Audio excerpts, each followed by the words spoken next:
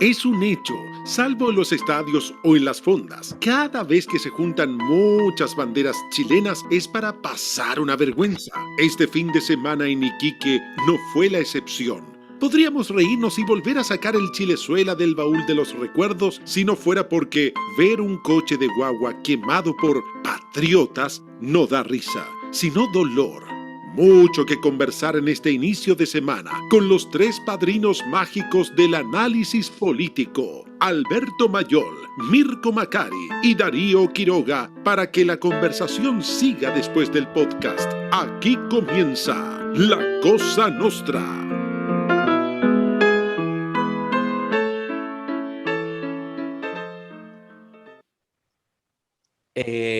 Se puso serio. Me emociona, Dañino, otra cosa. Sí. Oye, ¿cómo están primero? Buenas tardes, colegas y amigos. Buenas. Oye, pues, lo dice todo Dabañino, y la verdad que el tema que podría ser menor, y en cierto sentido lo es, en términos de que es una cosa particular que pasa en una ciudad, podría tener que ver con temas muy, muy específicos, de Iquique, una situación, en fin. Pero pareciera ser que da como para un análisis más profundo, porque tiene varias dimensiones, tiene una dimensión política, a mi juicio tiene otra dimensión que me interesa más, podríamos decirlo ética, cultural, no sé cómo poder, pero hacer un desagregado, porque por supuesto que se mete en la discusión política contingente, pero pareciera que nos habla algo más profundo. De hecho, por eso ha habido bastante indignación, yo diría de manera bastante transversal, en el mundo de la opinión.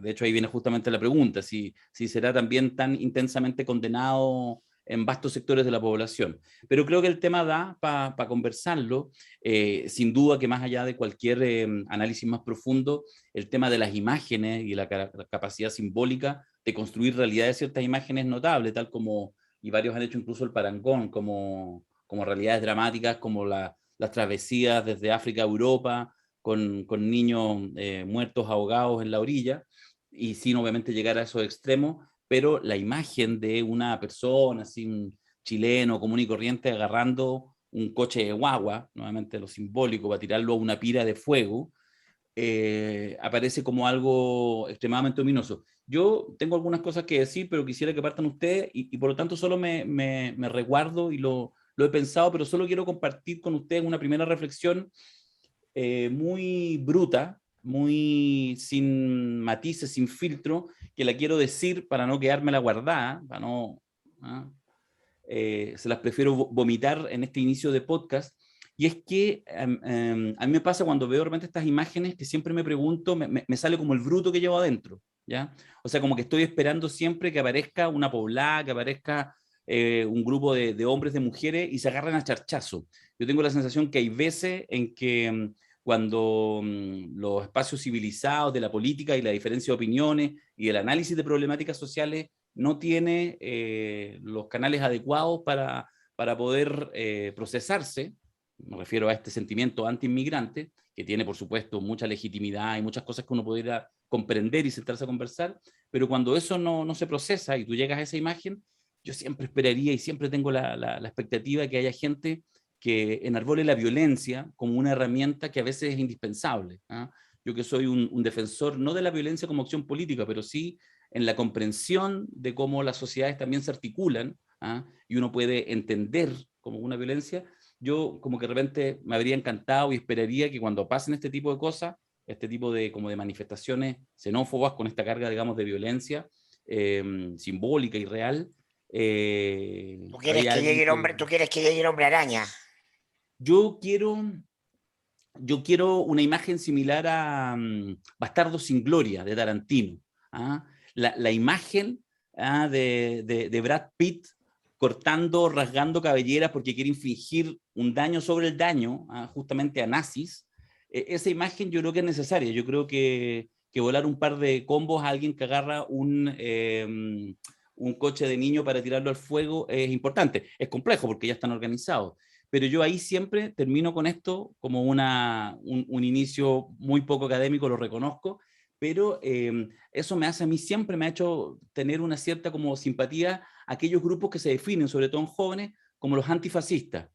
¿Ah? Estos grupos antifa, que de repente uno los ve en las barras y que son esa porción que la tiene un poco más clara. Igual son cabros que están ahí en la juerga, no sé qué, en la pasta, en la marihuana, pero como que hay una conciencia, que es una conciencia antifascista que quienes miramos siempre o nos sentimos depositarios del siglo XX, pese a que no seamos tan viejos, siento que ahí hay algo que a mí siempre me parece interesante, como la capacidad de decir, hasta aquí no más, no pasarán. La lógica del no pasarán yo creo que igual es clave. Es un comentario muy poco elegante y docto y sofisticado, pero se los dejo a ustedes para que lo arreglen. Porque además habitualmente pasan. Y eso es lo que a mí me gustaría tomar, ¿no? Yo creo que Chile no tenía el tema de inmigración una imagen potente como la que vimos el fin de semana, y vivimos un tiempo en que la imagen es todo, ¿no? El gran pecado del grupo Angelini, y de la Forestal Arauco fue la contaminación del río Cruce.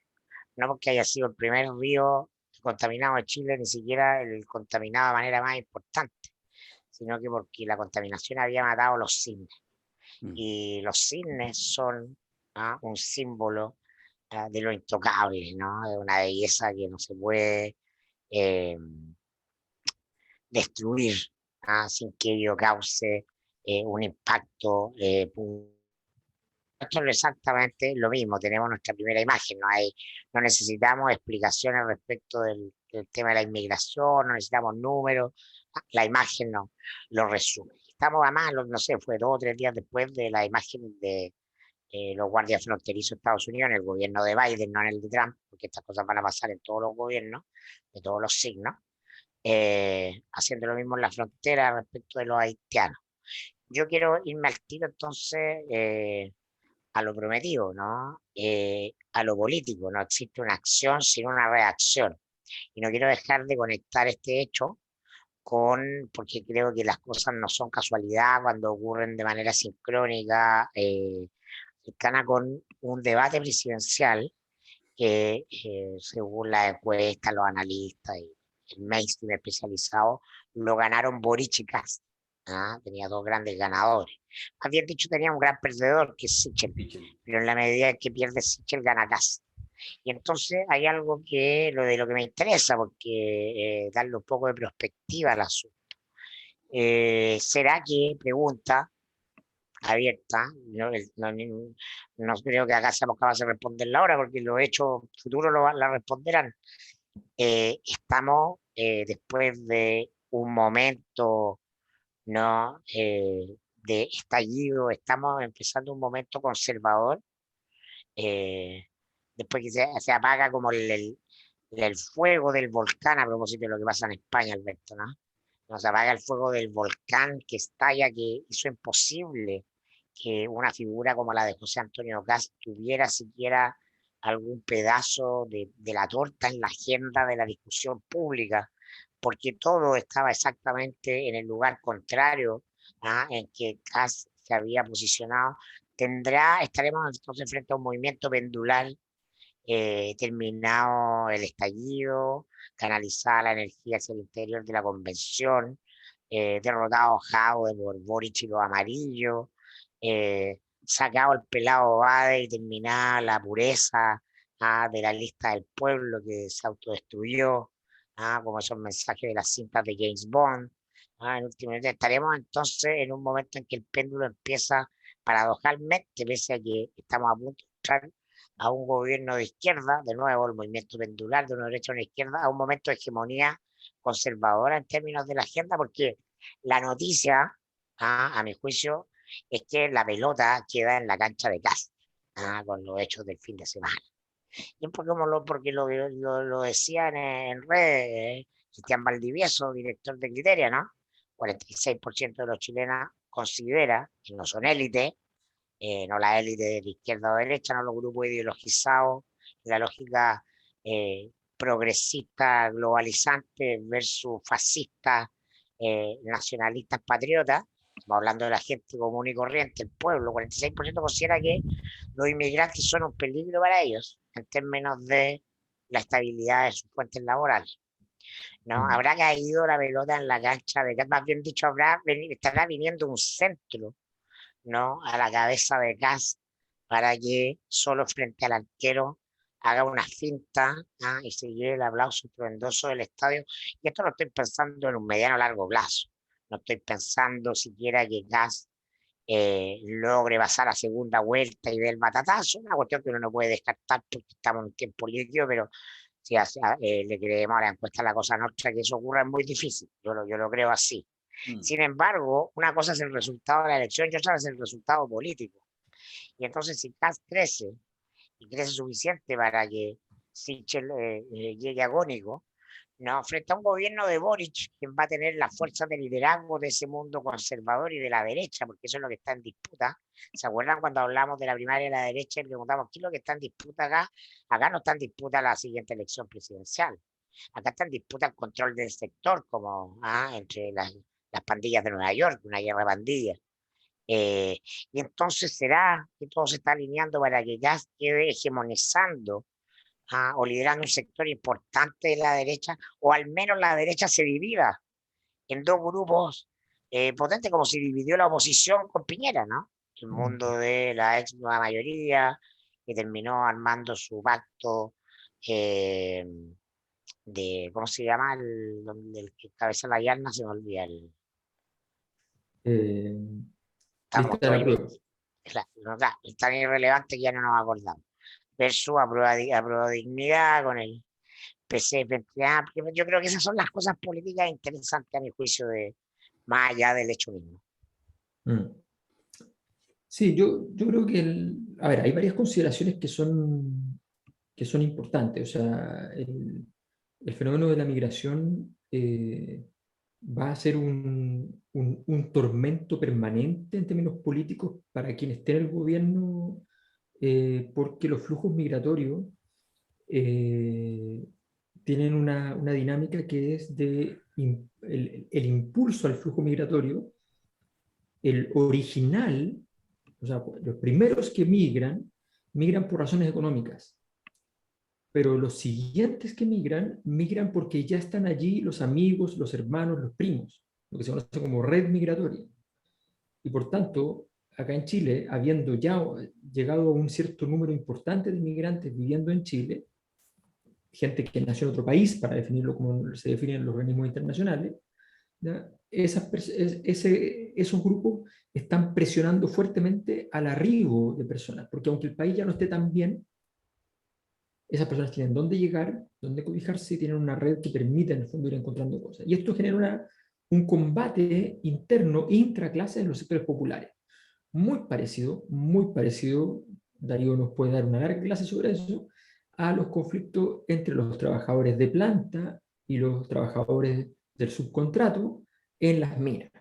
El trabajador de planta, indignado con la llegada de el peón correspondiente del mundo que viene a hacer la misma tarea por la mitad o menos del precio, ¿ya? Y que entonces viene a bajar los precios y a bajar la cantidad de cupos para quienes tienen planta, con discriminaciones incluidas de yo tengo esto, no tienes esto, y en medio entonces de un confuso escenario porque los chilenos estamos pidiendo más derechos,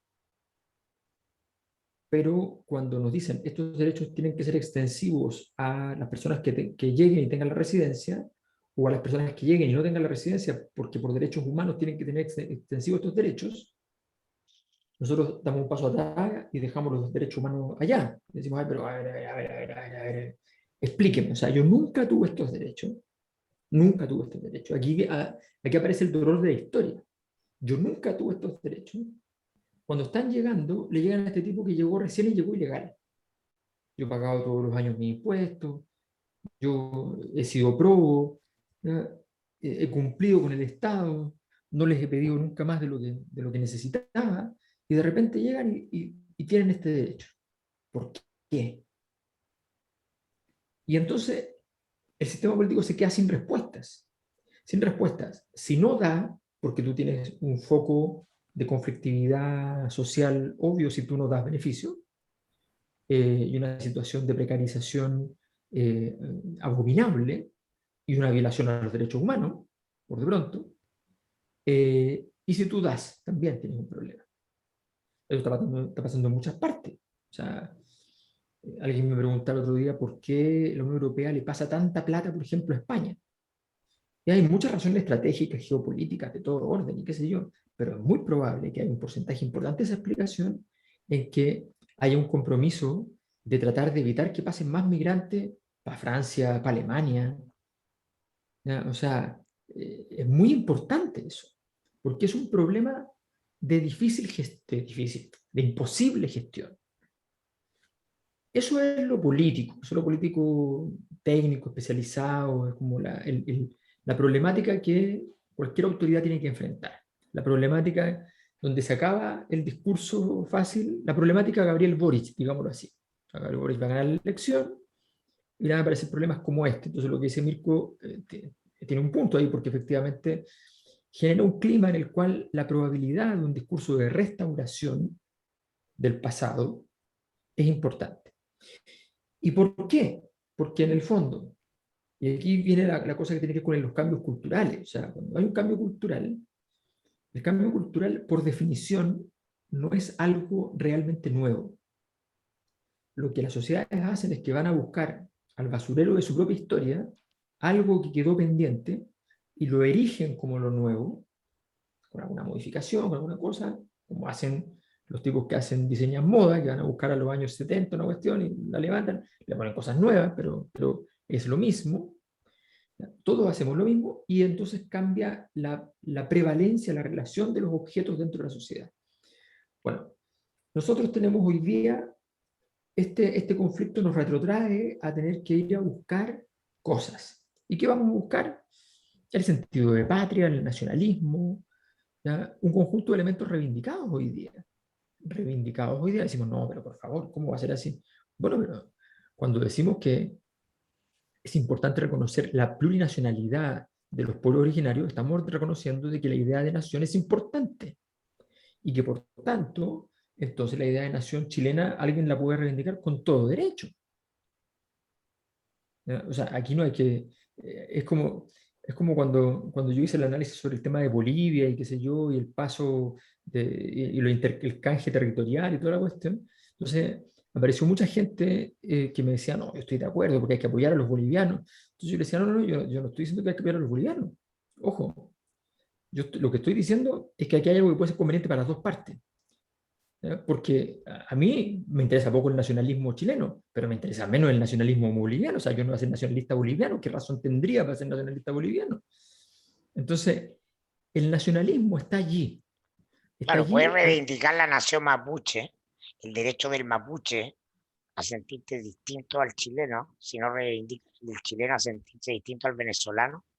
Hay un problema de coherencia lógica, eso es lo que dice Alberto. Claro, pero sabéis que te sigo mucho el punto porque igual me parece contraintuitivo, porque lo que sí creo, no sé qué opinas tú, es que por ejemplo, en todo esto de la plurinacionalidad, y lo ligo con los tiempos constituyentes, porque además debemos decir que aparece como extremadamente contradictorio y paradojal, al menos en las imágenes y en la fuerza que expresan, que en este Chile constituyente, en este Elisa Loncón presidenta de la convención, todo lo que vastamente hemos hablado y ha hablado toda la gente que escucha La Cosa Noche, lo ha pensado, lo ha visto estimuladamente, aparezca esto, que esto es como, entonces como que de repente es raro, como que estabas súper bien, saliste el médico y no, perfecto todo, y de repente como que un dolor en las costillas terrible, que es un poco esta imagen, insisto siempre con lo ominoso, con lo que escapa, digamos, como al cálculo, que es esta imagen de esta xenofobia así tan evidente. Entonces, lo que digo es que el tema este de la plurinacionalidad yo creo que sí tiene que ver con un signo de los tiempos, no solo de validar, tú lo ponías en ese énfasis,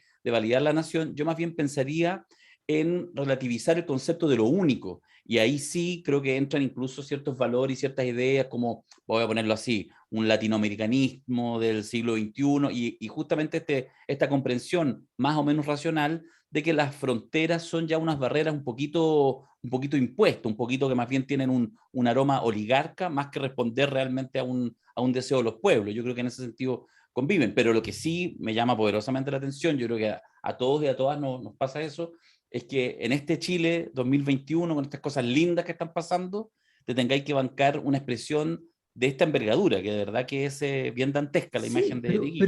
pero mira, yo te cuento una anécdota, o varias anécdotas. Cuando a mí me tocó ser candidato en el norte, me pasó en Iquique justamente, o con gente de Iquique, que hubo eventos en Santiago, qué sé yo, que se hicieron, que hubo gente de ciertos movimientos de Frente Amplio que eran fundamentalmente nacionalistas y que hacían preguntas muy agrias respecto al tema de la migración. Y yo supongo que esas personas se daban cuenta en el día a día que, no digamos que había un clima antimigrante dentro del Frente Amplio, en absoluto. Entonces, esto es muy profundo.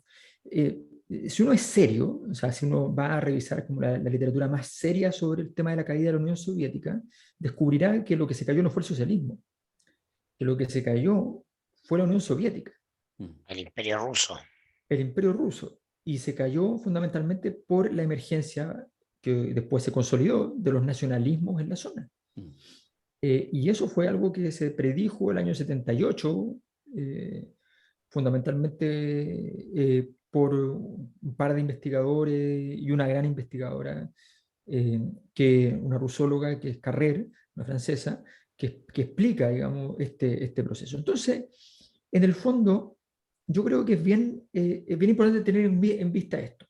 Ahora, otra cosa es lo que han destacado ustedes, que es la escena del acorazado Potenkin, ¿ya? El carrito de la guagua. ¿Ya? Sí. Eso es otra cosa, porque eso tiene que ver con el momento moral. ¿Ya? O sea, nosotros mostrábamos en la encuesta que hoy día el 25% de la energía electoral está centrado en un solo atributo, que es la ética. Es un cuarto del sistema. Y el momento moral es muy importante. El que quema el carrito entiende lo que está haciendo. Entiende el carácter ominoso de lo que está haciendo. Entiende su propia identificación con las sombras mortuorias más espantosas que conoce la experiencia humana. Se conecta con el Luca Brasi más profundo. No el Luca Brasi asesino de gente mala, el Luca Brasi que mató a su bebé. Esa es la historia que está detrás. Bueno, en ese gesto se refleja, también entendámoslo así, la magnitud del problema. Cuando hay ciertas escenas que, aunque sean una, valen para simbolizar todo un proceso. Aquí hay un tema que genera desesperación en ciertos sectores. Desesperación porque es la llegada de los alienígenas, ¿no? De lo extraño, de lo extravagante. Para los ricos, le hace Cecilia Morel, los alienígenas son personas que estallan en la Plaza Italia y que queman el metro. Para las personas de sectores populares, los alienígenas son personas que llegan, que tienen poderes desconocidos, ¿ya? Y que pueden destruir sus vidas, quitarles el trabajo, quitarles sus parejas. ¿Ya? Todo eso aparece en las investigaciones. Yo hice muchas investigaciones en el norte, claro. Y eso aparece permanentemente. Las mujeres roban maridos, todas esas cosas está súper instalado. Sí. ¿Ya? Entonces, creo que es un fenómeno muy interesante al cual la capacidad de respuesta política está siendo evidentemente muy baja, y creo que eventualmente sea parte del cóctel que algunos consideran que está bien que ocurra. No sería raro esto. Y finalmente, esta demostración de fuerza absurda y estúpida es altamente probable que sí genere una cierta validación de la crítica al problema. Y no nos perdamos. Hay mucha gente que vota izquierda, que es nacionalista. Hay mucha gente que vota izquierda que es machista. Hay mucha gente que vota izquierda que cumple muchas de las características más ominosas, se supone, de lo que es un ser humano politizado hoy en día. Una anécdota súper cortita respecto a eso, y de ahí le quiero hacer una pregunta a Mirko al respecto. Hace años atrás, que saben que ¿Mirko o a Bombalé? Que no, el epítome El epítome de este mundo, además, ¿no? No, Bombalé está castigado, Bombalé. A Mirko nomás. No, no agarréis papa. Bombalé fue el que reivindicó la bandera de verdad. Desde ahí se empieza a Sí. generar todo este nacionalismo. Bueno, Bombalé, yo tal como yo tengo una, se los digo al tiro, así hay por ahí algún facho, de hecho hay fachos que nos ven, sobre todo en vivo, hay unos bots, deberían hacerse, en vez del negro matapaco, deberían hacerse el Bombalé mata inmigrante, pues sería una polera, un hit, ¿ah? Un hit, ¿ah? Bombalé estaba eso. Oye, no, lo que decía a propósito de lo que comenta Alberto, es que tiempo que yo fui concejal en Calama, me tocó presidir además la Comisión de Seguridad del Honorable Consejo Municipal, y es absolutamente cierto el tema sobre todo en ciudades donde hay mucha inmigración, donde el tema tradicional que uno se plantea izquierda-derecha se disuelve completamente. Me acuerdo con el coronel en aquella época, la autoridad máxima de carabineros en la provincia del Loa, teníamos buena relación, hacíamos algunas cosas juntas, en fin, comités de seguridad y esas cosas, y de hecho preparamos una presentación conjunta de vecinos, con dirigentes vecinales, que en su gran mayoría eran gente más bien como de izquierda o de por ahí, digamos, ¿ah? De esos ámbitos. Y el coronel, en cambio, carabinero, no es que todos lo sean, pero este era muy simpático, muy afable, pero era de derecha, yo lo tenía cachado, nos teníamos los dos identificados, no había ningún rollo. Y resulta que una de las gracias de la presentación que él hacía es que mostraba estadística en mano, que los delitos tenían la estadística, pero trimestre a trimestre, eso de hecho existe y es bastante, está bien hecha, y mostraba el porcentaje, qué sé yo, colombianos, que era lo que más había en ese tiempo como inmigración así como explosiva, intensa, en Calama, 1,1% de los delitos era, qué sé yo, boliviano, 1,3%, y era en general básicamente temas de narcotráfico, de burrero, peruano 0,7%. Y el porcentaje de población inmigrante era muy superior, es decir, no solo no era un porcentaje significativo en términos de los delitos, sino que era proporcionalmente mucho menor que a los propios chilenos. Yo me acuerdo de haber estado en más de una reunión con este coronel exponiendo estos temas, mostrando de manera, lo voy a decir así, científica, fuera de cualquier duda, que no había ninguna correlación. Por el contrario, era negativa respecto a inmigración y delitos, y daba lo mismo la exposición, porque al final las viejas, la junta de vecinos, gente cercana a uno, buena onda, te decían, no es así, chao, no es así nomás. Entonces, claro, ahí es donde la figura que a veces en estos ámbitos así medios intelectuales uno trata de plantear respecto al tema de como la ultraderecha, se desarma, no se desarma en términos probablemente de su génesis, de a quienes les conviene, pero sí se desarma en términos de suponer que todos quienes están marchando en una marcha contra los inmigrantes son todos furibundos seguidores de Kast. Quizás lo terminen siendo, pero no necesariamente lo son. Y la pregunta que te quería hacer, Macari, porque tú hiciste la pregunta en sentido sin respondértela. ¿Tú dirías que detrás de lo que pasó, que no es casual lo que pasó en Iquique? ¿Tú crees que hay alguna estrategia que efectivamente ya en algunos comandos, en algunos sectores, hay un cierto interés de que algunas cosas pasen o dejen de pasar en función de la carrera presidencial? ¿O tú creéis que no? Que sencillamente es un cóctel donde hay un sentido de oportunidad nomás. ¿Cómo lo veis? Yo creo que siempre estas cosas son, a ver, la realidad siempre es mucho más charcha de lo que uno piensa, no creo en ningún tipo de conspiraciones, no creo en las conspiraciones globalistas, y no creo tampoco en estas microoperaciones. Las operaciones políticas existen, pero generalmente operan en otro nivel, no al nivel de ser capaces de pensar también ese ciclo de jugar, porque el tema de los migrantes, el tema efectivamente de los venezolanos que estaban acampando ahí en esa plaza ¿cómo se llama? En Iquique antiguo. O sea, nos enteramos, yo no sabía, por ejemplo, ¿no? Que en Chile las fronteras no están cerradas, ¿no? Que por el paso de Colchane pasa todo el que quiere a determinada hora, que no hay guardias, como decirte, ya, esto va a ser nuestra frontera, pero aquí solamente vamos a vigilar y controlar el pase a tal hora, porque hasta ahora tenemos para pagar guardias, pero hasta ahora no. Y los guardias se van a dormir, no hay turno, no hay plata para el turno, y ahí a esa hora entonces pasa todo el que quiera, que uno dice, ya, ¿qué es eso? O sea, es como una película de Chaplin.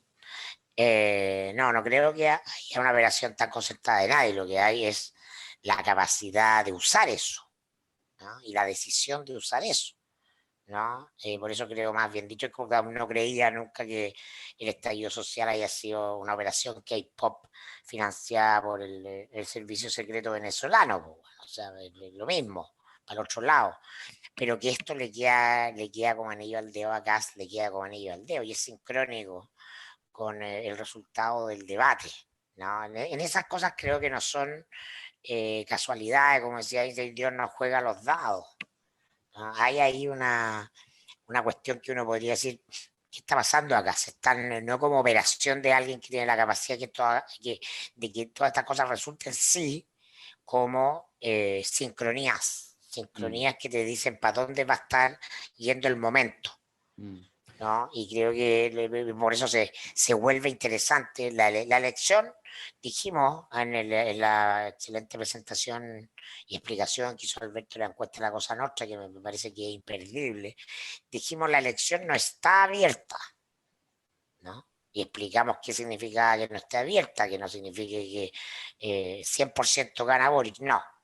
Explicamos por qué la densidad de atributos de Boric hace muy difícil prever que no sea él el que gane la elección. Sin embargo, sí parece que ahí va a haber una carrera en la derecha, que es bastante coherente con lo que viene ocurriendo con todas las coaliciones que están en el gobierno, que terminan fracturadas, ¿no? Y fragmentadas. Le ocurrió a la nueva mayoría, ¿no? El tema no era Piñera, ¿no? El tema era Goich Guiller, ¿se acuerdan? ¿No? Goich Guiller Bea, iban divididos entre, bueno, ahí estaba la tensión.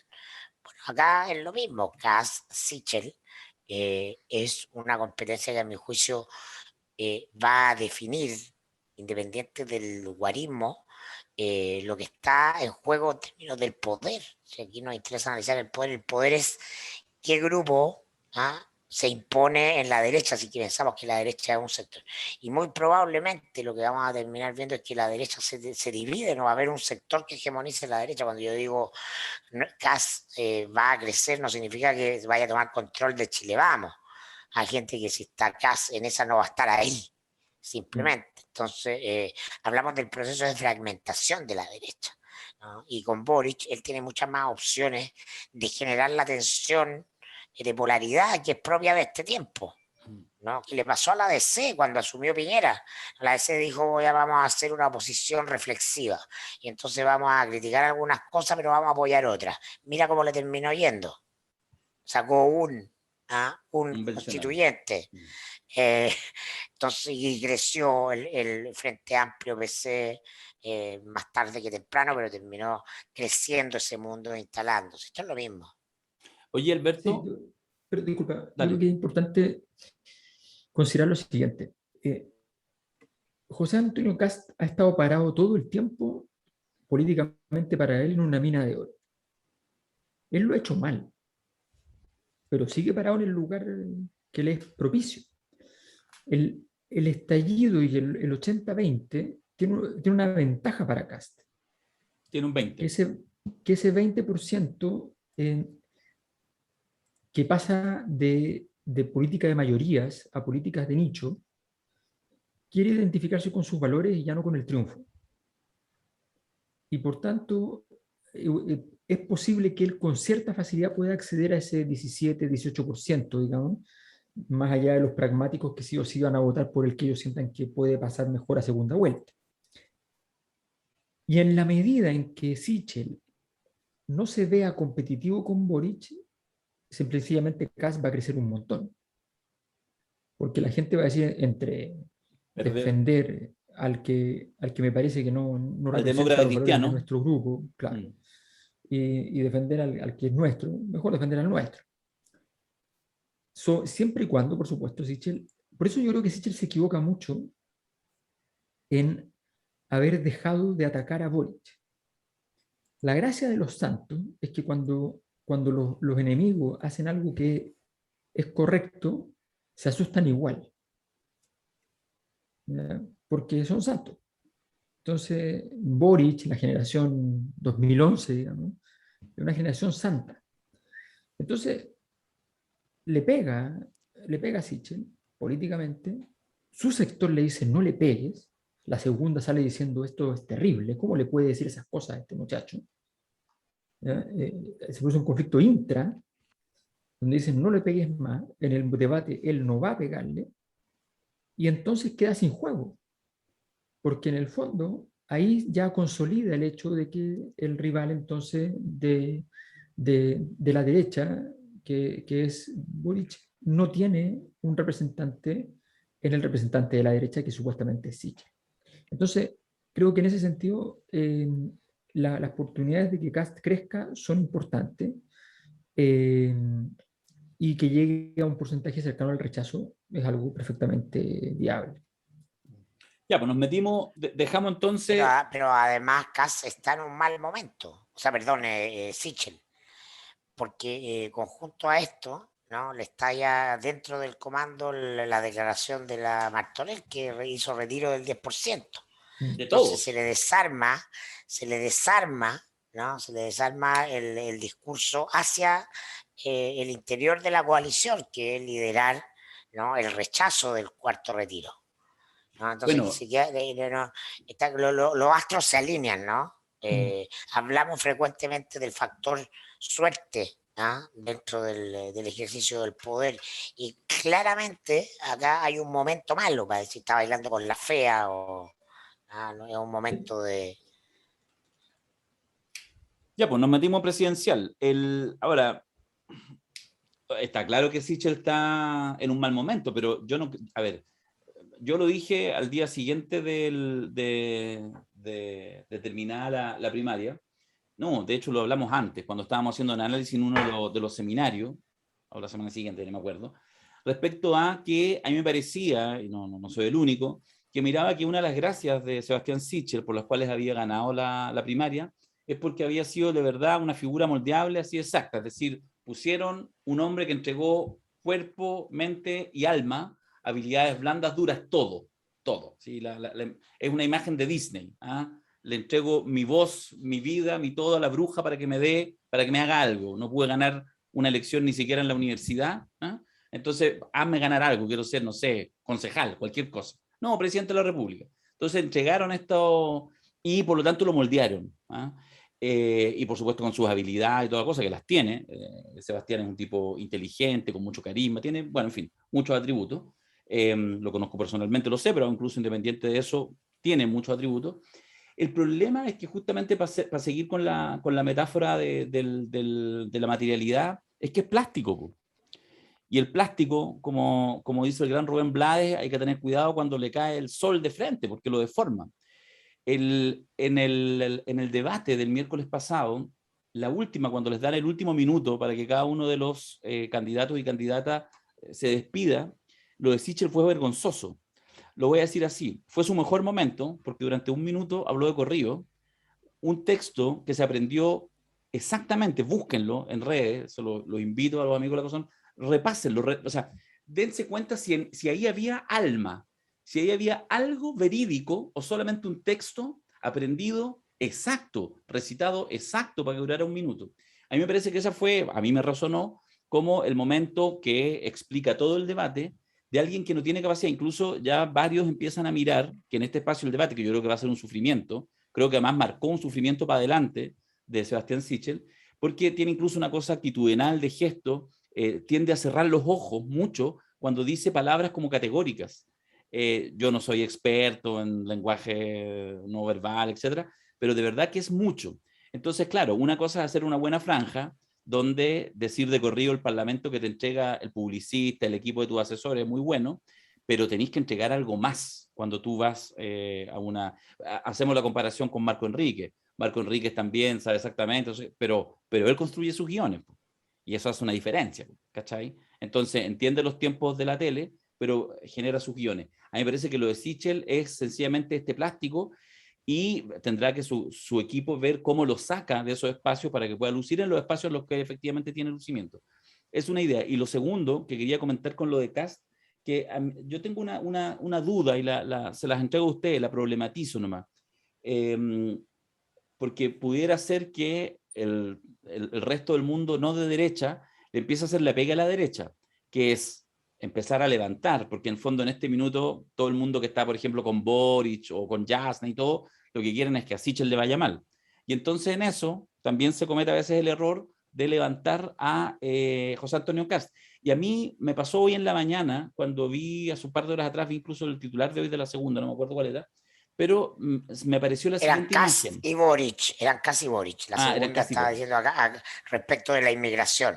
Exactamente, la opinión de... Boric, frontera abierta, y Kast, expulsión de Claro, ilegales. claro. Entonces, a mí me empieza a parecer que José Antonio Kast es como en ciclismo, en ruta, ustedes conocen, una disciplina muy interesante, donde tenéis a alguien del equipo que va adelante, que va adelante, que va adelante del equipo para efectivamente hacer todo el gasto, todo el gasto, todo el gasto, pero evidentemente no es el hombre que tiene opciones de ganar. Yo tengo la No es el sensación que sprinter. capaz que haya algo de estrategia en esto de Kast, en esta aparente debilidad de Sichel, me refiero en términos de los números, pero en el entendido que empieza a hacer el desgaste de José Antonio Kast, para que finalmente igual Sichel, con todo su falta de fondo, sea finalmente el que logre que la suma, que es lo que le interesa a la derecha, que la suma de Kast y Sichel sea, ojalá en una de esas, sobre 40 Yo puntos creo para que la elección. no es cierto eso de que hay, eso es lo que le interesa a la derecha, porque eso es lo que yo quiero hacer el punto. ¿Ya? No hay una derecha, la derecha está dividida. Ok.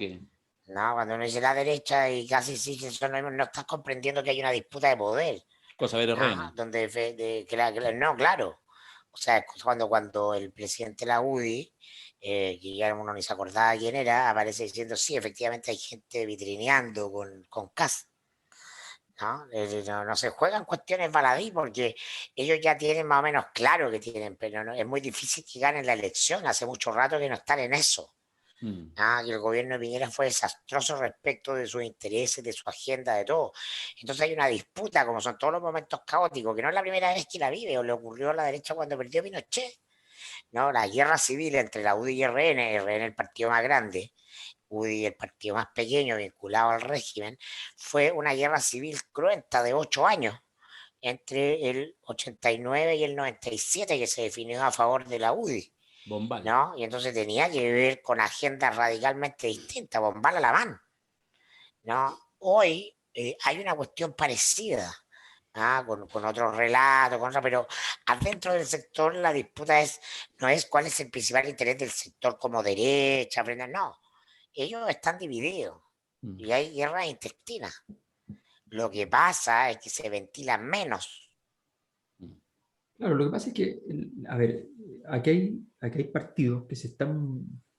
Nosotros estamos viendo un momento importante, entonces hay partidos que se están muriendo. Por ejemplo, la UDI no tiene sentido histórico.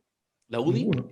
La No, UDI po, no tiene sentido histórico. terminada la constitución, claro, no, Se acabó y lo enterrada la único constitución. que le queda a ese sector es irse con los republicanos, que tienen un sentido histórico porque tienen definida su posición respecto a sostenerse a ultranza en una posición, vamos a decirlo así, pinochetista, para resumir. ¿Ya? Esa visión, donde están tratando de tomar control de los movimientos organizados del mundo evangélico, o sea, ahí hay una articulación muy, muy sólida, muy de época además, que tiene sentido en esta época. Si ustedes ven, ustedes dos saben que yo no veo series, pero anoche empecé a ver una, no sé si la voy a ver realmente, pero empecé a ver una, vi 3 capítulos. ¿No? El reino. El Reino. ¿No? Ya la ¿Qué tiene que ver? analizamos, ya la analizamos en el podcast de la competencia. Eso nomás te digo. Mira, bueno, muy interesante la verdad, porque, bueno, hay mucho que decir, pero bueno, pero el tema de los evangélicos en la política, La de la voy a ver, la voy a ultraderecha, ver, la voy a ver. muy, muy, muy bueno, Y muy después vean bueno. el podcast. Bueno, Eso. Seguro, seguro, está garantizado. ¡Seguro! Seguro. De hecho, cuando terminas de ver el octavo capítulo en Netflix, te sugiere ver el podcast del Rogelio. Bueno, entonces, creo que efectivamente ahí hay un sentido de época, ¿no? En lo que está haciendo Cast. Creo que, y de hecho todos lo ven, o sea, todos lo ven a tal punto que hoy día me llegó un perdona, claro, sí. requerimiento para firmar. Perdona Sí, Alberto, pero claro, es sincrónico con lo que pasa en Argentina. Amenaza al macrismo. exactamente. Exactamente. Entonces, en el fondo, esa derecha existe, va a existir. La otra derecha, la derecha, vamos a decirlo así, que juega un rol más parecido a una pequeña democracia cristiana, digamos, de abrir la puerta para el otro lado, también tiene un rol que cumplir. Tiene un rol de ser bisagra entre los mundos. Hoy día nosotros mostramos en el seminario último que hicimos, yo mostraba un análisis factorial, que ya lo mostramos el otro día en la encuesta, que para lo que sirve, qué sé yo, que mostraba que efectivamente en la convención los sectores de derecha estaban muy, muy alejados del resto. Bueno, ese rol de bisagra para la derecha va a ser fundamental en el futuro. Y esa derecha tiene un rol que cumplir. Y en esa derecha, en la Renovación Nacional hay algunos que cumplen ese rol, en Evópolis hay otros, y hay otros en Renovación Nacional que permiten hacer también de bisagra con el mundo tipo CAST. La UDI, ¿qué tiene que hacer ahí? No tiene nada que hacer. Nada que hacer. Nada que hacer. Lo único que puede hacer es mejorarle el puente de plata a la vinculación entre sectores a CAST. O sea, hacerle la pega a CAST. Convertirse en empleados de CAST, por decirlo así. Eso es lo que no entendió Jacqueline Van Rysselberghe en su momento, que ella, defendiendo la UDI histórica, lo único que hacía era condenarla, porque era el momento de tomar la decisión de si iba a ser completamente facho, ¿ya? O si iban a renovarse completamente, pero no cabía espacio para una cosa intermedia. Por eso Jacqueline Van Rysselberghe desapareció y el liderazgo hoy día es Tere Marinovich. Y Kass ha dicho, después de Kass 2022, Tere Marinovich 2000, lo ha dicho. ¿Ah? Ustedes se ríen, pero es que son cosas que en ese mundo pasan. Bueno, la frase de Marx: primero la tragedia y después la comedia. Y después la comedia.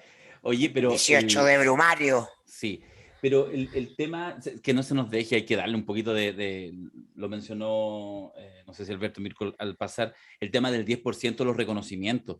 De verdad que o sea, yo creo que ya tomaron la decisión con lo de la Marcela Cubillos, que ahora respondiendo un tuiteo confesó al tiro. De hecho, confesó los 3 retiros. Los 3 retiros. Y ahora están tratando de inventarse, porque es un invento, la razón. Po. Y Marcela Cubillos, que no es ninguna estúpida, por favor, diciendo, no, los retiré para evitar que me los pudieran expropiar, digamos, si lo estatizaban. Que es como el argumento, ese sí, es de facho pobre. Entonces, yo creo que, y Sichel, tú sabes que esto hace pocas horas atrás, muy bíblico, porque se lo preguntaron 3 veces y lo negó 3 veces, no es que lo negó, no iba a responder eso, no iba a caer en eso. 3 veces le preguntaron si hizo retiro y dijo, no voy a responder eso. Así que yo creo que hay una imagen de verdad bíblica de la negación de Sichel, porque evidentemente sí retiró. Sí, yo creo que todos los hueones, ya 4 millones, igual 4 palos, ¿cachai? Si les gusta el plata fácil, pero a mí me llama la atención en todo caso a lo de Marcela Cubillo, o sea, ya lo de Martorell, todo el resto, pero lo de verdad Marcela no Cubillo es político, lo de Marcela Cubillo es político, no es un error, no. No sé. No, completamente, no cometió un error, no. No, ¿sabéis que no, weón? Yo no te quiero llevar una no, zona porque delicada, todo pero... lo que pasa ex post, no, porque podría haberlo negado, po. No, pues si es una decisión política, es una decisión política salir ahora, a tuitearlo. Si ahora sí, no se lo están preguntando ahora, sí, porque ya decidieron que van a defender lo que tú dices. De acuerdo. Van a defender y a la evidencia que esto está perdido, van a defender el tema de la expropiación por parte del Estado. Sí, claro, sí. Que es un argumento bien corneta, pero funciona. Como argumento funciona. Mira, yo creo que el 10% de la AFP ha sido una hemorragia para la derecha que no han podido parar ni por un lado ni por el otro. Impresionante. Sí. O sea, pero perdona, Alberto, pero que caigan por esto. Oye, weón, si no. O sea, si además la plata que uno podía sacar de la AFP, estoy pensando para esta fortuna, el tope de 4.300.000, de verdad no es una gran cantidad. ¿Cachai? Entonces, a mí de verdad me llama la atención como en su minuto... Pero lo que pasa es que no hay capacidad de control de daños porque los diputados de la derecha están abiertos a la cuestión. Están abiertos porque lo que se habla no es que la gente quiere el cuarto retiro. La gente quiere sacar toda la plata a la AFP, lo que dijimos acá. Pásame mi 100% CTM. Porque lo que hay es una desconfianza. ¿no? En el que las AFPs mantengan el dinero de cada quien. Entonces la derecha tiene un punto, la derecha se puede dar vuelta, puede reconvertir la situación y transformar el problema evidente, ya que es insalvable, en una defensa de las libertades personales, ¿no? Entonces, hay un punto de salida para ese mundo de Cubillo, para libertad y desarrollo, ¿no? Ante la caída evidente del sistema, pero significa un desangre para el gobierno y para el candidato del gobierno en este minuto, ¿no? A partir del cuarto retiro, pero ¿para dónde va esto?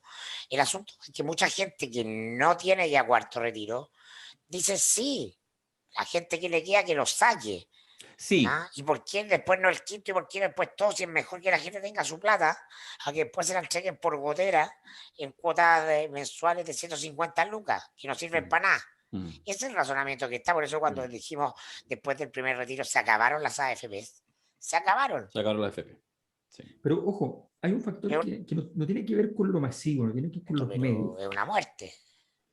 Que yo creo que, es que la estructura de este problema AFP, para el, digamos, usemos el concepto de Magari del Partido del Orden, ¿ya? Es tan grande el conflicto, es tan grande el problema, que es cosa de mirar lo que se supo también en la semana, que se supo ¿cómo decirlo así? El Banco Central funcionó de factoring para las AFP para poder pagar los retiros. O sea, le prestó plata el Banco Central a las AFPs para pagar rápido los retiros. Factoring. ¿Ya? Un factoring de gran escala. Factoring gratis. Gratis. ¿Ya? Uno cuando factoriza desesperado, ¿ya? La colita. No es gratis. No es Sí, gratis. po. No es gratis. No es gratis. Todos hemos hecho factoring en algún momento, ¿no? O los que vamos a la tía rica, que llevamos el anillo de oro de la abuelita. Mentira, te estáis haciendo. Macari haciéndose la bajista. ¿Cuándo ha ido a la tía rica, weón? Falso. He ido. Mentira. Yo trabajé en el fútbol, imagínate. Ahí se factorizaba todo. Ah, sí. No, yo hice factoring con facturas propias, weón. Cuando era emprendedor, antes de irme al hoyo. Sí. A buen emprendedor, pocas Pocas palabras. Oye, sí, lo del Banco Central es impresentable. Quiero que nos vayamos un ratito a la convención. No sé si les parece, que creo que hay tema. No sé, Alberto. Sí, por supuesto. Yo creo que abre los fuegos porque el tema es severo y yo creo que hay una guerra por arriba y por abajo que puede ser muy interesante con donde empiezan a aparecer las astucias políticas también de cómo hago un punto, de cómo hago una zancadilla, y la convención que efectivamente empieza a navegar naturalmente, alguien esperaba algo distinto, digamos, en aguas más turbulentas, y ya no solamente con una marejada para un lado y para otro, sino con una suma, digamos, de marejaditas y de trastabilles que pueden hacer muy complicado la gobernabilidad de la convención. En este minuto me refiero fundamentalmente al tema reglamentario y a la acción de los diputados, de algunos convencionales de derecha, Tere por de pronto, de ir a impugnar que la convención pueda andar votando cosas reglamentarias si no los dejan hablar todo lo que quieran hablar. Yo encuentro fantástico o sea, lo que pasa en la convención es muy interesante como para el análisis así súper sesudo y completamente impropio para los medios masivos. De hecho, aparecen puros titulares en el fondo. Mira, ¿qué es lo que pasó? Que un conjunto de constituyentes de la derecha presentaron un recurso, pero un recurso de protección en la Corte de Apelaciones, señalando que dado que se había infringido el derecho constitucional a la libertad de expresión a la hora de poder discutir respecto al conjunto de indicaciones que fueron presentadas, porque las indicaciones se presentaron. Expliquen 2 minutos, por favor, la indicación. Uno, y solamente un convencional podía hablar por cada indicación. Uno. Exacto. Entonces se vota y pum, listo, se rechaza. O sea, a la derecha la rechazaron todas, ¿ya? Que ha sido una tónica en el asunto, por supuesto. Entonces ellos van y dicen, recurren a la Corte de Apelación. ¿Por qué es interesante? ¿Por qué es interesante? Porque la gran letra chica del acuerdo por la paz y la nueva Constitución no es el 2/3. La gran letra chica es que Recurso. dice que sigue vigente la Constitución de 1980 para todos los efectos que no sean la redacción de la Constitución. Y eso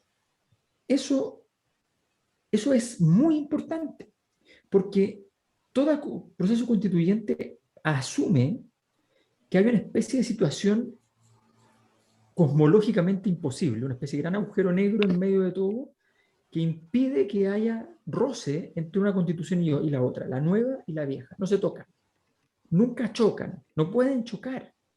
Entonces, ambos miran para el otro lado y no se tocan. Mm. Pero aquí lo que está haciendo la derecha es decir, choquen, choquen. Porque ¿qué va a hacer?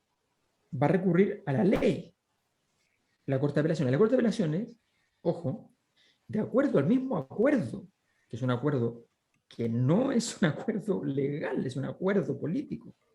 De acuerdo al mismo acuerdo de noviembre del 2019, la convención no tiene otra instancia que pueda dirimir elementos que ocurran adentro que si no es la Corte Suprema. Y por un requerimiento numérico X y con una cierta forma. Esto no cumple eso. Se está yendo a la Corte de Apelaciones, no a la Suprema. La están tratando como si fuera un servicio, la están tratando como si fuera el Sename. Entonces le dicen a la Corte de Apelaciones, pronúnciese. Vamos a ver, la Corte de Apelaciones dice, me pronuncio, no. Primero va a decir, sí, este tema me es pertinente. Si me es pertinente, la Convención se enfrenta al hecho de que ahora tiene tutela constitucional de la Corte de Apelaciones. O sea, La degradación máxima. Es muy interesante lo que hizo la jugada de la derecha y anticipa. ¿Y por qué lo hicieron ahora? Porque hay un efecto de desritualización. Se habían dado cuenta que se estaba haciendo todo para empezar a redactarla el 18 de octubre. Si entonces se retrasa, no se puede comenzar el 18 de octubre. Sospecho que los jueces que tienen un muy buen olfato político no van a ir contra la historia. Me puedo equivocar rotundamente, pero no tuvieron los cojones de ir contra Pinochet por los recursos de amparo, porque había que estar del lado de donde está el poder. Creo que respiran bien el aire de los momentos políticos los jueces, ¿no? La judicatura chilena siempre actúa de la independencia respecto de los débiles, como dicen, ¿no? Para mis amigos todo, para mis enemigos la justicia. La justicia. Claro, ¿no? Entonces acá yo creo que me voy a equivocar. Yo he visto cosas más y equivocar, pero creo que los jueces no en esto son expresan muy bien el espíritu de sobrevivencia del chileno medio. Porque Alberto lo podrá explicar mejor, Carlos Peña lo expresaba de manera magistral, irónica en clase de introducción al derecho, ¿no? El espíritu mesocrático de la judicatura chilena, ¿no? El alma de la clase media, ¿no? Que es burocrática, que es sobreviviente, que es acomodaticia, que nunca va a ir contra los poderes establecidos y que no tiene alma de heroísmo en ningún sentido. No hay jueces que quieran hacer grandes puntos jurídicos porque tampoco hay grandes juristas en la judicatura, pueden haber algunas excepciones como el juez Sergio Muñoz o algún otro, pero en general expresan históricamente eso y eso no ha cambiado, ¿no? Se extiende ese sentido corporativo de estar bien con Dios y con el diablo, propio de un sector social que creció y de definir la nación chilena durante el siglo XX, que es la clase media. Ahora yo creo que hay otros temas que me llamaron la atención de la convención, que fue, por ejemplo, el del voto al secreto, levantamiento del secreto bancario, como parte de las disposiciones éticas del reglamento respecto a los mismos convencionales. Es notable cómo les cayó la horda encima, ¿no? En este ánimo de desconfianza absoluta que hay de todo, cuando los convencionales fueron elegidos y asumieron, eran héroes, y ahora son autoridades que son parte de la sospecha, sobre todo después de lo del pelado Bade. Y entonces ver a Baradit dándose vueltas, respondiendo en redes sociales ante los dedos acusadores, porque simplemente parece una desproporción levantarle el secreto bancario de manera arbitraria por sí mismos, ¿no? Por el solo hecho de ser convencionales, tienen 24/7 organismos fiscalizadores la capacidad de estar mirando las cuentas corrientes de ellos. ¿No? A mi juicio es un despropósito y evidentemente está muy bien que eso se rechace. Otra cosa es que si existe sospecha de cohecho, soborno, hecho el ejercicio que corresponde ante la autoridad fiscalizadora se levante, que es lo que ocurre hoy día, ¿no? Para levantar secreto bancario tú tienes que tener la autorización de un juez, una posición de la super, de cómo se llama la UAF, la Unidad de Análisis Financiero, etcétera. Hay una serie de requisitos que no es que no se pueda levantar el secreto bancario, pero hay que cumplir ciertos requisitos, no un secreto absoluto. Y entonces es muy interesante porque el momento es tan revolucionario, ¿ah? Que se lleva a los propios revolucionarios en eso, ¿no? Los deja ahí, ¿no? Tú te opones a cualquier forma de atenuación de los controles, pasa a ser cómplice de la derecha. Eso es lo que le está pasando a los que aprobaron eso, ¿no? Yo creo que ahí hay un punto interesante y no quiero dejar de comentar tampoco lo que le pasó a la convencional Rapanui, ¿ah? Yara A la Aguilera. diaria Aguilera, que fue un pequeño incidente que uno podría decir que un hecho matinal. De hecho, en la mañana prendí el matinal y estaba en todas partes la imagen del zamarreo, pero los pacos la siguen cagando, por decirlo, porque se están poniendo la soga al cuello. El argumento para disolver Carabineros o refundarlo completamente Cada día crece. llega a la zona donde no debería haber llegado en términos de resguardo institucional, ¿no? Es decir, cuando se discuta el tema Carabineros en la convención, va a haber mucha más agua en el molino y va a decir, oye, sí, pues esta cuestión Oye, pero no aguanta reformas. son buenos los puntos que agrega Magali, pero déjame hacer el ejercicio, no lo hacemos mucho.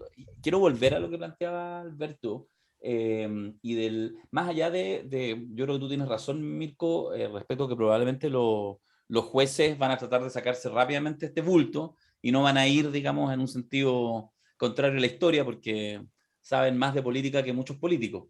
Pero, yo creo que hay el debate instalado, la discusión instalada de cómo sigue estructuralmente, legalmente y también políticamente, cómo sigue la convención, yo siento que eso está muy interesante, es un problema, porque hay demasiado ruido ambiente. O sea, a ver, pensemos, lo que está haciendo ahora en este minuto la derecha, de hecho el tecnicismo por el cual están recurriendo a la Corte de Apelaciones es porque en el fondo no se le está impidiendo la libertad de opinar, ¿ya? Entonces uno dice un convencional, bueno, yo quiero discutir y quizás pedir la palabra respecto a todas las indicaciones. Entonces, ¿por qué no? Entonces ahí viene la acusación permanentemente con esta como mayoría que se estructura por la mesa, fundamentalmente Elisa Loncón y Jaime Baza. Entonces eso de alguna manera lo que están tratando de hacer, y es cierto lo que dice Alberto, se están tratando de pasar por el aro la fecha del 18 de octubre, pero yo creo que además van a tensionar para que esto se alargue, porque entienden que naturalmente en los procesos, en la comunidad, la gente que votó por el apruebo, que votó contenta por la convención, que eligió a un independiente, que eligió a una mujer, que eligió a un pueblo originario, etcétera y todo, pero en el fondo igual, porque queremos con cosas, y la educación cívica igual es reguleque nomás, igual quieren que sea rápido, como que muchos conflictos como, hoy capaz que tengan razón las encuestas, ¿ah? Y capaz que terminen entonces estas encuestas que dicen que va bajando la adhesión a la convención, termine siendo profecía autocumplida. ¿Por qué? Porque en la medida que se alarga, todo es como problemático. Y eso yo creo que está muy en el ADN de este chileno neoliberal, que cualquier proceso, cualquier cosa que implica escuchar más de 3 minutos un argumento es como, no, mejor me vuelvo a TikTok, que es una zona, ahí estoy tranquilo. En TikTok lo entiendo, ¿ya? Pero fuera de TikTok, no me enreda. Y esto de irlo alargando, además, es un contrasentido, y ahí está el juego, y ahí está la brillantez, porque además la convención tiene periodos súper acotados, 9 meses que van a ser 12, y ni un minuto más. Entonces, yo creo que hay una estrategia de bombardeo, que lo expresaba Alberto, que es muy inteligente, pero a mí, más que eso, me interesa cuál es la estrategia de lo que uno podría decir está a este otro lado del río. Y ahí también hay demasiado ruido con el tema de los 2/3, de la utilidad o no de esos 2/3, de ese supuesto implícito, que yo creo que hay buenas razones para tomarlo con cuidado, respecto a que, bueno, pero si igual ya la derecha no sacó un tercio, sacó menos de un tercio. Entonces, ¿qué te preocupáis? Hagámoslo igual por los 2 tercios. Y ahí hay mucha mirada interna, donde también, obviamente, todo esto se cruza con los intereses políticos del sector predominante en la convención, que es básicamente el Frente Amplio, y donde hay más miradas respecto a la necesidad de que la discusión respecto a los 2 tercios, respecto a la densidad que tenga esta constitución, no sea lo que algunos pretenden, que es una constitución muy chiquitita, donde sencillamente se saquen los amarres y después se deje todos los derechos para ser construidos a partir de la legislatura normal y de las presidencias normales. Y algunos dicen, bueno, si logramos esta mayoría, ejerzámosla, que es lo que Sí, yo creo generalmente le que, pasa a los sectores creo que progresistas, que no la esa ejercen. discusión es súper importante porque de hecho en Estados Unidos los analistas jurídicos, constitucionalistas, siempre describen la constitución norteamericana muy distinto a cómo se describe fuera. O sea, en el mundo todos dicen la constitución norteamericana es la más fantástica porque ha durado tantísimos años desde el origen de la república y no ha tenido merma alguna, más allá de las enmiendas. Bueno, pero, pero el análisis constitucional revela que en realidad, lo llaman así los constitucionalistas, la constitución vigente es irrelevante. Lo que es relevante es un conjunto de normas, muchas de ellas que no están en la constitución, están en las leyes, ¿ya? Otras incluso no son normas constitucionales ni leyes, son prácticas que configuran un entramado de una especie de contraconstitución, o sea, una constitución que va en contra de los principios de la primera y que es más fuerte que la primera. Entonces, la norteamericana es un gran ejemplo de lo que no debe ocurrir, donde tú te quedaste con el sentido ritual de que eres el único país que desde que nació tiene la misma constitución, y te quedaste enamorado de esa idea, y sin embargo la constitución no defiende ninguno de los derechos que dice defender, porque no tiene la capacidad orgánica para hacerlo. Creo que ese es un desafío gigante. La tarea que viene, ahora, todo ya está más o menos dibujado, yo creo que el proceso ha sido bien claro. Todo lo que haga la derecha da un poco lo mismo, porque cuando venga el cambio de gobierno, el fin de la convención se va a producir con un gobierno, probablemente el de Boric, y por tanto va a estar con campo abierto.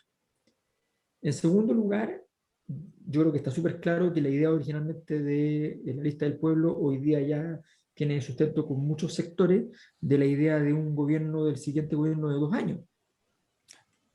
Ahí es interesante también la aseveración que hace ayer Jaime Baza, que yo no sé si, yo me imagino que con su inteligencia está todo muy bien diseñado, eventualmente no, nunca se sabe, pero ya deja instalado y ahí se va a agarrar, sin duda, ciertos sectores del establishment para cuestionar a partir justamente del artículo 138 de la Constitución de Pinochet respecto a que no se puede modificar o una interpretación de que no se puede modificar los plazos del próximo gobierno. Yo creo que instala, la discusión seguramente se va a dar ahí porque es una discusión fácil, es pedagógica. Oye, pero entonces, ¿tiene la posibilidad la convención de acortar el próximo periodo presidencial, incluso con una presidencia ya en ejercicio? Alguien que fue electo para mandatar durante 4 años, ¿es posible cambiarlo? Y ahí van a aparecer varios pegándose en el pecho, los Pato Navia y muchos más, diciendo, ven, lo que quiere hacer la convención, quiere desarmar esto, o sea, ya la anarquía total. Yo creo que esa discusión, más allá de lo maniquea que puede ser, es de fondo interesante, que tiene que ver con el poder constituyente.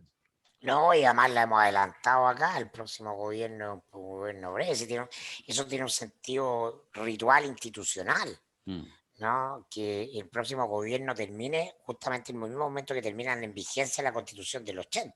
¿No? En ese sentido yo estoy de acuerdo con eso. Lo que pasa es que probablemente hay una carambola más acá que tiene que ver con la continuidad del Frente Amplio, ¿no? También están pensando en el 1-2, muy probablemente. El último gobierno del viejo ciclo y el primero del nuevo. Y entonces si el mismo gobierno lo dividimos en 2, es más fácil, porque llegar a 4 años puede llegar con la lengua afuera, con este estado de complejidad para gobernar. Pero bueno, estamos en un momento en que en 6 meses puede estar con la lengua afuera. Así que también es un cálculo un poco a la antica, como diría Solozzo. Sí, ahora lo que pasa es que el Frente Amplio, yo creo que un día vamos a tener que hacer un especial Frente Amplio porque hay mucho material al respecto en la convención, en muchos lados. Y efectivamente creo que que tiene todas las condiciones a que independiente que lo haga incluso mal, puede hacer incluso el 1, 2, 3. Porque nombres para ganar la elección, o sea, el nombre Camila Vallejo, que es un nombre fortísimo, yo lo descarto un poco porque el Partido Comunista demostró que está con la pretensión de construir un proceso político distinto al proceso electoral. O sea, el juicio, lo que hizo con Jadwe fue eso. Que dura tu afirmación. Sí, o sea, No por pero ello menos no en el cierta. sentido, no me refiero en el sentido así como soviético, ¿no? Me refiero sencillamente que ellos no están priorizando una mirada donde el candidato tiene que tener ciertas flexibilidades. No están priorizando donde el candidato tenga que liderar su propia candidatura, que es una cosa muy esencial en una candidatura que quiere ganar.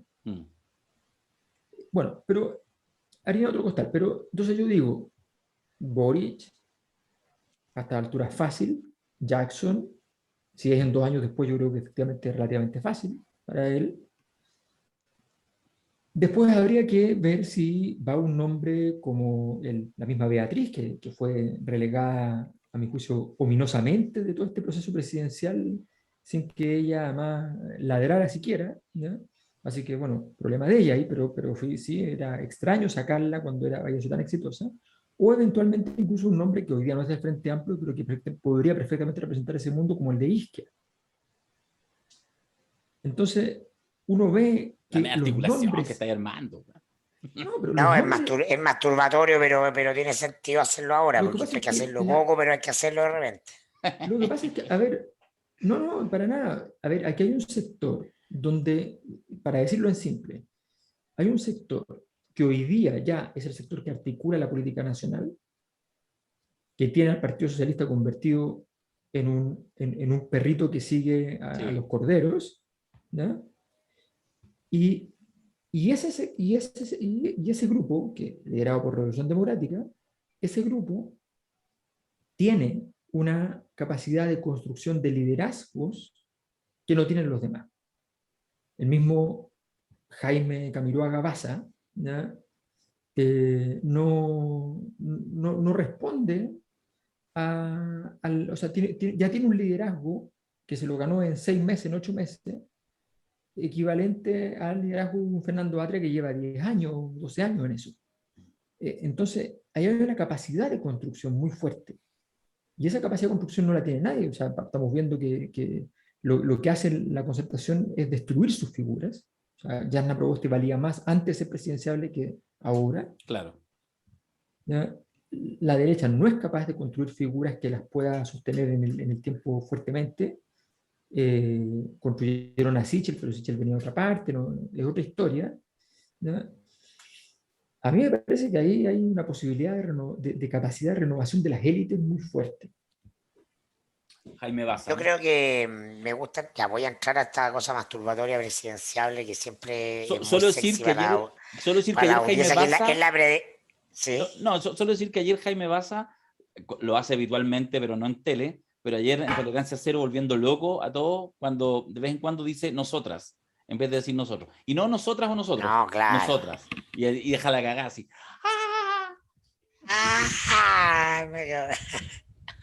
Y pone lindo e inteligente, toca Claro, rock y mi dice nosotras. pololo, es como No. dicen las minas, ay, mi pololo Jaime Baza. Yo le paso una de mis Claro, hijas para que sea mi yerno, weón, te juro, te juro. claro. Funado, Quiro. Funado. Y sobre todo si se levanta el secreto bancario y se puede ver, ¿no? Además. Ahí, sí, para la última mirada nunca está de más. Sí, no, pues respetemos las tradiciones. No, pero por ejemplo, yo creo que lo de Camila Vallejo, de aquí diciendo de Alberto, yo creo que el Frente Amplio tiene plena conciencia que la próxima candidatura tiene que ser una mujer después de Boric. Y la van a trabajar y la van a construir y creo que esa preeminencia la va a tener Camila Vallejo sin lugar a dudas. Estas cosas se pueden planificar y pueden no resultar, pero se intentan. No tiene que ver con la alternancia al interior del propio movimiento estudiantil, ¿no? Que también puede ser la alternancia PC Frente Amplio, pero sobre todo tiene que ver con eso, No, a ver, estos ejercicios son masturbatorios. Cuando ganó Piñera en 2018, la gente se olvida, pero los 6 primeros meses, o ya, los 3 primeros meses, ¿no? Incluyendo el del verano, antes de asumir, ¿no? Enero, febrero, marzo, y después marzo, abril, mayo, la prensa política giraba en torno a la tesis y la derecha de los 3 próximos gobiernos. Sí. Eran al menos 2, eran 2. Seguro. Sí o sí, porque estaban unidos, porque la centroizquierda, no, la centroizquierda estaba dividida en el suelo y ellos tenían plena conciencia. Pueden revisar los discursos de Desbordes diciendo Kast no es mi enemigo, porque estaban en la cosa de si nos mantenemos juntos, podemos tener 2 gobiernos, pero vamos a tener 2 gobiernos, pero incluso podemos tener 3, porque en eso consiste la política, ¿no? Y alcanza para todo. Claro, ¿no? Es un ejercicio de imaginación infinito. Porque la ambición de esa imaginación es yo quiero esto y después esto otro. Entonces no es tan ajeno esa cuestión. Yo creo que evidentemente ya no va a la reelección, va a ser una ministra estrella, debería preparar para lucirse en alguna función.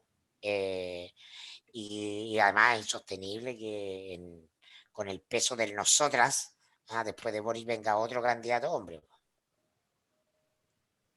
Ahora Bueno, puede sí, ser, sí. no, puede ser nosotros. Déjame y tirar al tiro.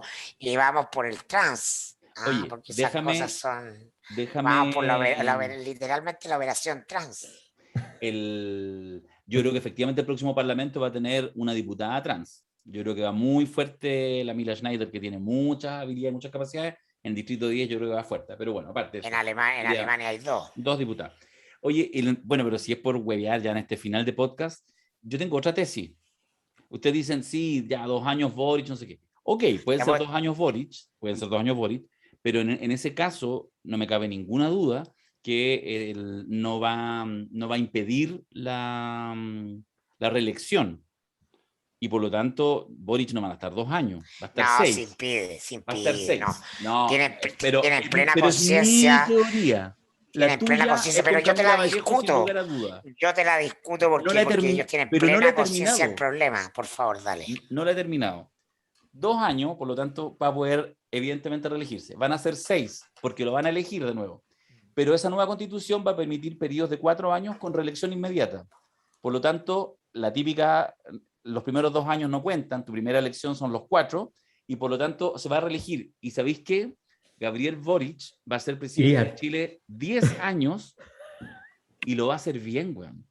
Esa es lo que no es que yo creo, estoy jugando. Te pongo una tesis encima de la mesa especulativa para que me odie todo el rojerío más consecuente, me empiecen a adorar solo por un ratito los más amarillentos y quién sabe. Eso era mi tesis. Déjame aprovechar. No, además que Boric puede asumir soltero y terminar casado, que además sería un gran evento. Sí. De los que les gusta la tele. Yo creo que o sea, yo creo que es delirante, pero más allá de eso, pero más allá de eso, quiero decir que me he acordado estos días y quiero hacerle el legítimo reconocimiento, hace como 5 años, creo que nos lo dijo a todos. Carlos Correa dijo que Boric quiere ser Lagos. Sí. Y nos sonaba así, pero lejos. Este barbón. Lejos. Y ya es Lagos. El puente entre el centro político y la izquierda, ¿ya? El increpar a las autoridades miserables y despreciables, pero al mismo tiempo contener ¿ya? Sí. Hay algo ahí. Carlos Correa. Hay gaviota de plata para Carlos Correa. Que es nuestro amigo. Oye, estos son... Un abrazo a Carlito. Estos son la community manager que tenemos en la Cosa Nostra.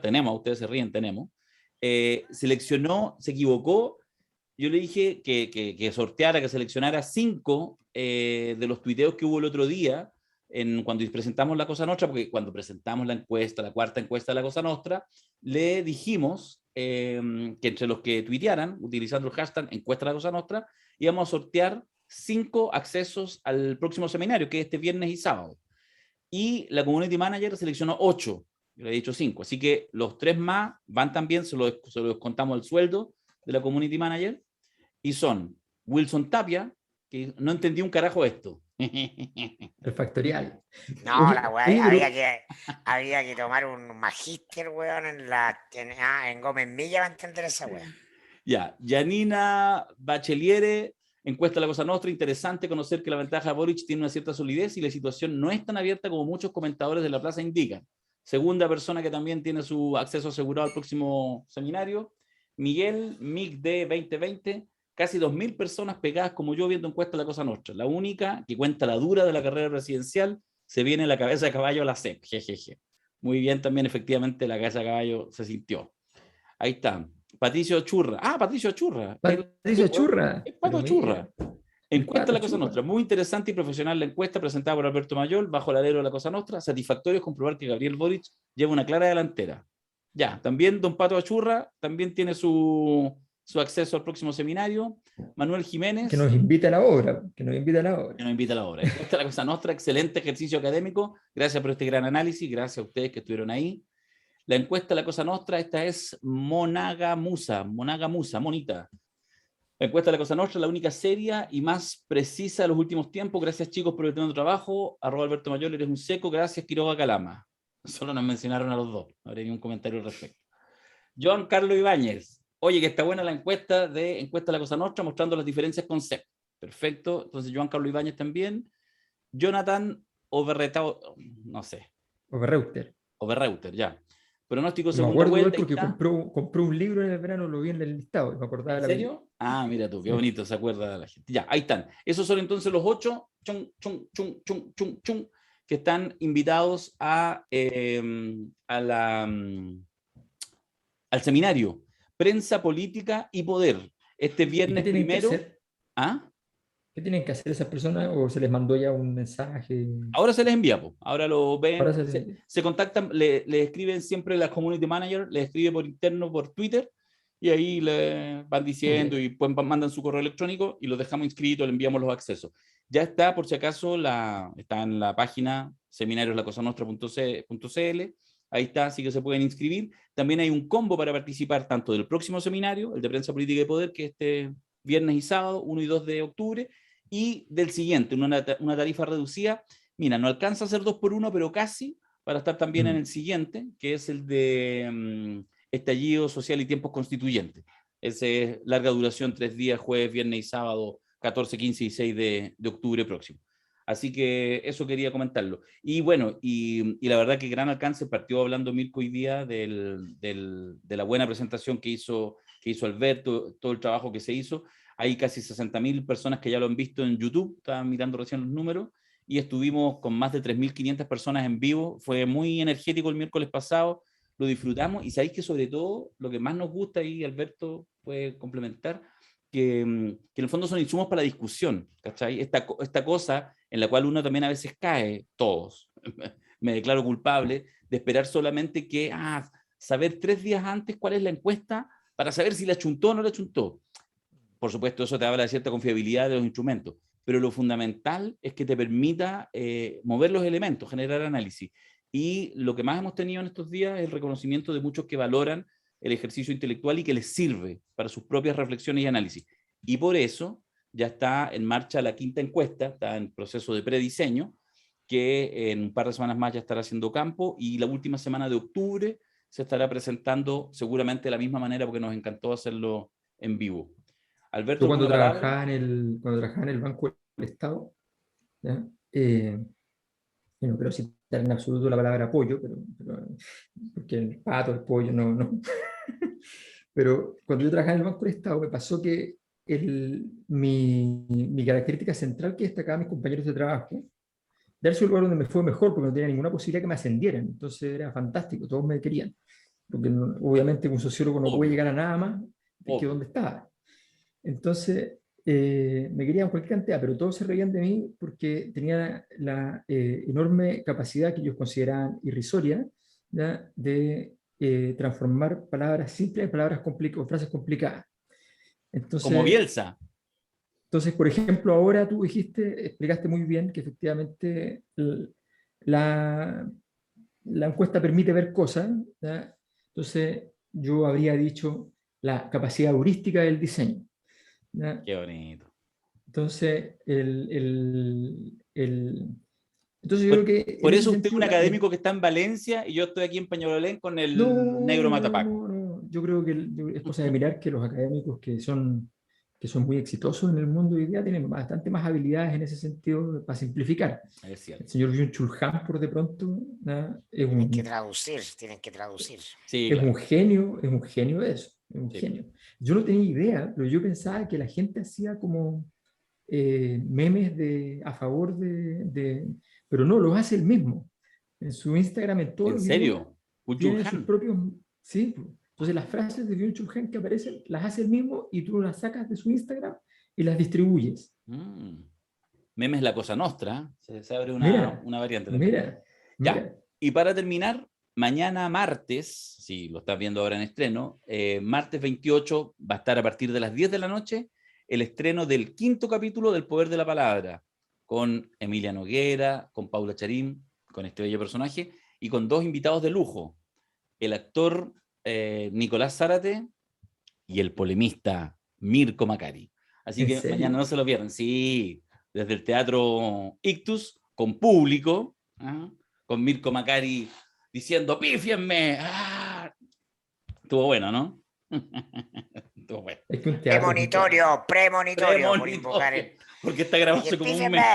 ¡Pífienme! ¡Todos vamos! Entonces alguien del público dijo, ¡danos una razón! Y se la dieron. Ya, listo. Ralph Rotens. Ya, mañana a las 10 de la noche en nuestras redes sociales, en los canales de YouTube, ustedes ya saben, ahí va a estar disponible en estreno el capítulo de esta alianza entre la Cosa Nostra y Ictus que nos encanta. Muchachos, un placer. Gran análisis. Nos vemos. Abrazote, chau. Nos vemos el viernes en el seminario. Quedó largo, ¿eh? Afirmativo. Afirmativo. Este podcast. Sí.